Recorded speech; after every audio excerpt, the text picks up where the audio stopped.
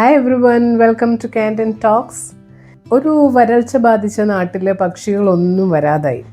അവിടെയുള്ള നാട്ടുകാരൊക്കെ വിഷമത്തിലായി. ഒരു ദിവസം ഒരു ഗുരു അവിടെ വന്നിട്ട് ഒരു അമ്പല ജംഗ്ഷനിൽ വെച്ചിട്ട് അദ്ദേഹം ഡാൻസ് കളിക്കാൻ തുടങ്ങി. നൃത്തം ആരംഭിച്ചു. മണിക്കൂറോളം നൃത്തം ചെയ്തു. അവസാനം മഴ പെയ്തു. ഇത് കണ്ടിട്ട് ചെറുപ്പക്കാരായ നാട്ടുകാർ പറഞ്ഞു, നൃത്തം ചെയ്താൽ മഴ പെയ്യുന്നുണ്ടെങ്കിൽ ഞങ്ങൾ നൃത്തം ചെയ്തേനെ. അപ്പോൾ അങ്ങനെ മഴയൊക്കെ പെയ്തു, അവിടെ വരൾച്ചയൊക്കെ മാറി. പക്ഷെ മുതിർന്ന നാട്ടുകാരെ ഈ ഗുരുവിനെ അവിടെ നിന്ന് വിട്ടില്ല. കുറേ വർഷങ്ങൾക്ക് ശേഷം വീണ്ടും വരൾച്ച വന്നപ്പോൾ ചെറുപ്പക്കാരായിട്ടുള്ള നാട്ടുകാർ നൃത്തം ചെയ്യാൻ തുടങ്ങി. ഈ ചെറുപ്പക്കാരുടെ കൂടെ ഗുരുവും അവരുടെ കൂടെ കൂടി ഇവരിങ്ങനെ നൃത്തം ചെയ്തുകൊണ്ടിരുന്നു. ഒരു ദിവസം കഴിഞ്ഞപ്പോൾ ചെറുപ്പക്കാർക്കൊക്കെ മടുത്തു, അവർ മാറി. പക്ഷെ ഗുരു നൃത്തം ചെയ്തുകൊണ്ടേയിരുന്നു. ഒരു 30 മണിക്കൂറൊക്കെ കഴിഞ്ഞപ്പോൾ മഴ പെയ്തു.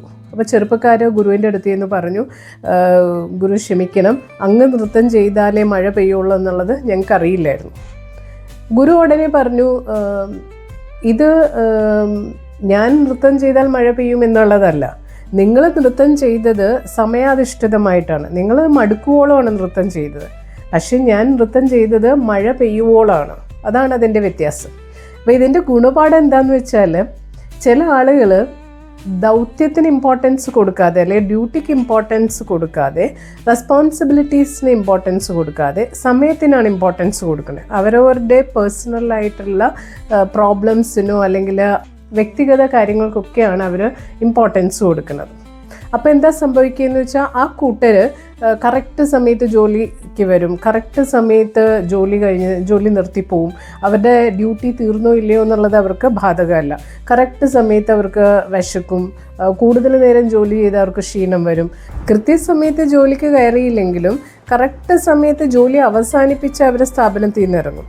ഉത്തരവാദിത്തങ്ങൾക്കല്ല പ്രാധാന്യം അവിടെ. അവരവരുടെ വ്യക്തിപരമായ കാര്യങ്ങൾക്കാണ് അവർ ഇമ്പോർട്ടൻസ് കൊടുക്കുന്നത്. ഗുരുവിനെ പോലെയുള്ള മറ്റു ചിലരാവട്ടെ അവരവരുടെ റെസ്പോൺസിബിലിറ്റീസിനാണ് പ്രാധാന്യം കൊടുക്കുന്നത്.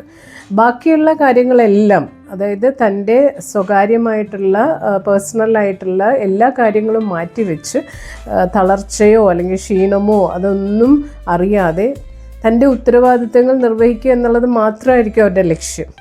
അവരൊരിക്കലും പഞ്ചിങ് സിസ്റ്റം പോലെ വർക്ക് ചെയ്യില്ല. തുടങ്ങി വെച്ച ഒരു കാര്യവും പാതി വഴിയിൽ ഉപേക്ഷിച്ചിട്ട് ഇക്കൂട്ടർ പോവില്ല. ഡ്യൂട്ടി കോൺഷ്യസ് ആയ, റെസ്പോൺസിബിലിറ്റീസിന് മുൻതൂക്കം കൊടുക്കുന്ന ആളുകളെയാണ് എല്ലാ സ്ഥാപനങ്ങൾക്കും ആവശ്യം. അപ്പോൾ ഇത് മനസ്സിലിരിക്കട്ടെ. നാളെ കാണാം. Like and share the video. Expect nothing and appreciate everything. By.